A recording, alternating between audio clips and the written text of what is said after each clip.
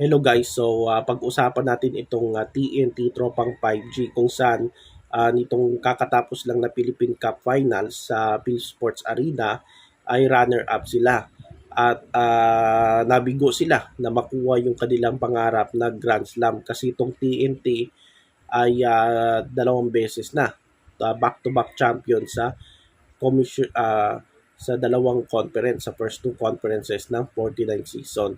So pagdating ng Philippine Cup ay nabigo sila laban dito sa San Miguel Beermen sa Game 6. At yung San Miguel balik sa kanila yung All Filipino title. So itong si Coach Trot Reyes, in-interview siya at sabi niya ay mukhang tinanggap na niya yung resulta. At basahin ko yung balita dyan sa spin. Sabi niya, like I said, when we started the series, I never coached for a Grand Slam. He stressed, okay na sa akin. Yung muntik-muntikan, at least umabot ako ron. I'll take that pain and I'll take that regret anytime. So, yan yung sabi ni Coach Chot Reyes. So, muntik-muntikan na, no? Kung hindi lang na-injured yung mga core players nila, no? Kung kumpleto sana sila, mukhang kaya nila talunin itong SMB kaso hindi no? At itong TNT, yung Token Text ay dalawang beses na tinangka na magka-Grand Slam. Una yung noong 2010-2011 season kung saan champion sila sa first two conferences. Pero pagdating ng yata yun, Commissioner's Cup ay Governor's Cup pala, no? Kung saan kalaban nila itong San Miguel, Petron pa yung pangalan. So game 6 ay game 7 at ayan no. Governor's Cup Finals ay tinalo sila ng Petron. Kaya nag-champion yung Petron San Miguel nung Governor's Cup 2011 yon. At muntik sana mag-Grand Slam itong Tok and Tex. So nandyan pa si Jamie Alapag. So yun. At itong TNT sana ikalimang team sana ito na magka-Grand Slam sa PBA. So alam naman natin na elusive yan itong Grand Slam. Bihira lang makuha ng mga bihira lang sa pagkakataon na makuha ng isang team, isang koponan, yung pinaka-elusive dyan sa PBA, yung Grand Slam. Yung sa isang season, di ba sa isang season ng PBA, tatlong conference. So wala, no? Yung three-peat, talagang so anong dahilan doon? Maraming players ang nawala, no, dahil sa injury. So yan yung dahilan diyan kung bakit hirap na hirap yung TNT laban dito sa San Miguel Beermen. So kung Ginebra yung kalaban nila halimbawa, no, kung paano kung Ginebra. So dalawang beses na tinalo nila yung Ginebra, so kompleto pa sila noon, no? Pero I think kaya din nila yung Ginebra kung Ginebra pa yung pumasok. So kaya nila yung Ginebra, no? Na talunin yung Ginebra kasi ako Ginebra fan din ako, no? Since child days, pero sinabi ko, aminin ko na talagang may butas talaga itong Ginebra lalo na sa depensa. So itong TNT may depensa ito, no? At kaya nila talunin itong Barangay Ginebra. So kung Ginebra sana halimbawa, yung nakalaban nila, so may chance pa sila. Pero sa San Miguel, dahil dahil meron silang Junmar, meron silang mga shooters, so mukhang hirap itong TNT. So yan yung dahilan doon. So itong TNT, sabi nila babawi daw sila sa darating na 50th season ng PBA. So ang PBA nasa golden year na. At itong TNT ay susubukang babawi sila sa darating na 50th season ng PBA. Ang alam ko parang all Pilipinong mauna, no, sa 50th season.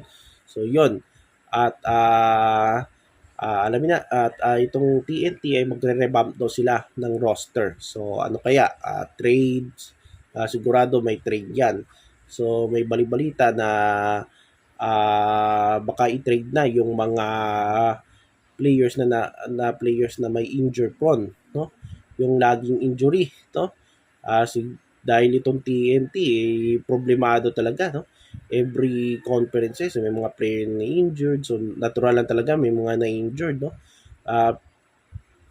siguro itong TNT dahil babawi ito, no, sa darating na 50th season, so magre-revamp sila. So sino-sino kaya yung mga players na i-trade nila kapalit ng mga player na gusto nila. So may mga balita tayo na merong mga may mga players sila na gustong makuha, no? So di na lang natin sasabihin yung mga pangalan nila. So yun.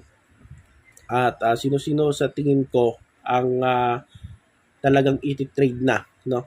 Sino-sino kaya para sa akin yung mga players ng TNT na dapat nang i-trade at manatili diyan sa team. So yung mananatili sa team, so isa-isa natin si Kelly Williams. Alam naman natin na injury prone na rin ito, no? At isa pa, veterano na rin itong si Kelly Williams, 43 years old na ito. So I think by one season pa ata itong si Kelly Williams. At sabi niya yung retirement ay kino-consider niya yung retirement. Pero tingin ko ay manatili pa ito si Kelly Williams ng one season. So yun. At kailangan ng TNT yung veteran, no? Yung kagaya ni Kelly. Yun. Tapos ikalawa itong si Jason Castro. So itong si Jason Castro nung nakarang finals ata yun, no? Sa finals ba yun? Hindi, semifinals ata yun ng PBA, ano ba yung PBA Commissioner's Cup, no? Laban sa Reno Shine, yung nangyari yung injury niya, no? Tapos, hopefully, makabalik itong si Jason Castro, no? Para tulungan, i-guide yung mga batang players dyan sa TNT. So, si Calvin Octana, yung kanilang superstar dyan sa TNT. So, nandyan din. Si RR Pugoy, may mga rumor na baka i-trade itong si Pugoy. Pero dahil injured po na rin ito, no? Pero kahit si Pugoy ay nakakontribute naman din siya sa TNT. At parang second leading scorer ata siya ng TNT. So, sino-sino kaya yung mga iti-trade dyan sa TNT for me, no? So, for me, dapat ng i-trade itong si Eram, no? Itong si Poy Eram. So, bukod sa na-injure siya sa finals, I think game 4, game 5. Game 5, no? Tapos, itong si Eram parang meron na rin dito, no? Attitude, no? Mainitin ng ulo sa game. So, yun. Kung hindi nila kaya na ma-tolerate itong si Eram, i-train nyo na, no? At palitan ng siguro mga big man, no? Na si Christian David sana, no? Yung kukunin nila kaso si Christian David parang tutuloy sa Korean Basketball League. So sayang, no?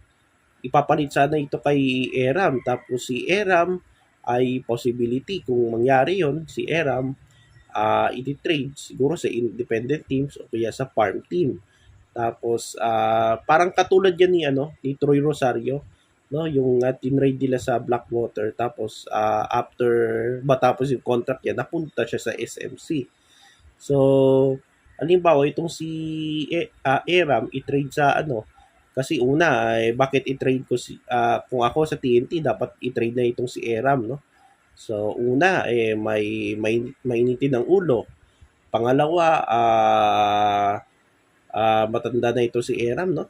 At ilang taon na lang ito sa PBA. At I think 36, 38 years old na itong si Eram.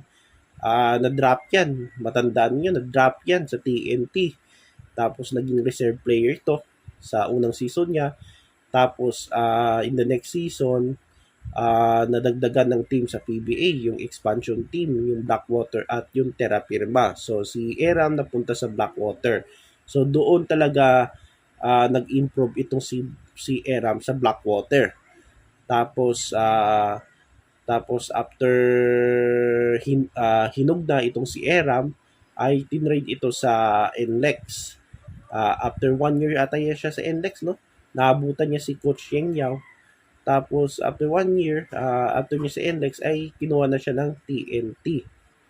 So naggilas pa yan itong si Poy Eram. Pansin nyo, hindi na siya kinukuha ng gilas, no? itong si Poy Eram, pati na rin si RR Pogoy.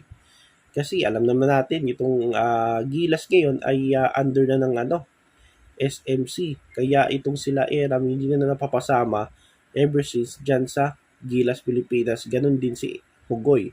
So, yun ang nangyari dyan.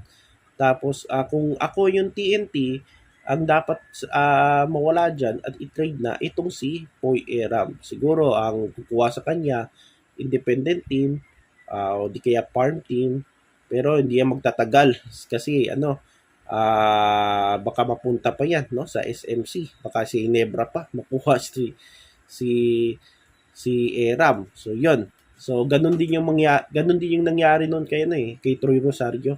So yun. Tapos ito namang si Jordan Heading. So bago pa lang na player diyan sa TNT. Kapalit ni Mikey Williams. So itong si Jordan Heading, I think nandyan pa yan in the next season. So I think one season na lang itong si Jordan Heading. Pagkatapos yan, balik din sa overseas. So yun. So yan yung dapat ng TNT. So yan yung ating basketball update about dito sa TNT Tropang 5G. So yun guys, at yan ang basketball update sa araw nito.